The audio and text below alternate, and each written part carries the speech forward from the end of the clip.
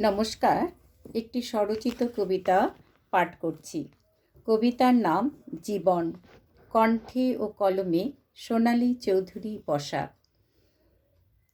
পাথরে লিখি জীবনের কবিতা, তোমার আমার সকলের বাঁচার নামতা।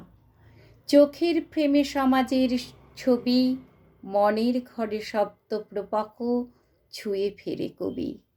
সমাজের বাঁকা গলিপথে নামছে আধার, পঙ্গু মানবিকতা বোবা শব্দরা তুলছে ঝড়।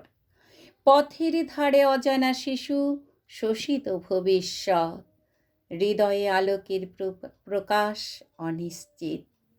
সূর্যের আলো, বাতাস, পোকামাকড়, ধুলোবালি আগাছার মতো বাড়ছে, তাকে টানছে চোরাবালি। কখনো পেশিত কাটামারা জুতোর তলায় তার চোয়াল শক্ত হয় কঠিন যন্ত্রণায়।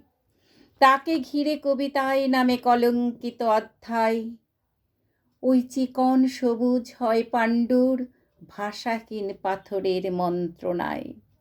কবির কলম যেদিন কথা বলে উঠবে, পাঠকের সাথে সমাজ বুকে পাথর সেদিন সরবে। কবিতা তাকে দেবে প্রাণ, দেবে মান, পথের জঞ্জাল গরুতে খেলে উঠবে নড়ে যান। কবিতা তাকে দেবে সম্মান, দেবে প্রাণ। নমস্কার।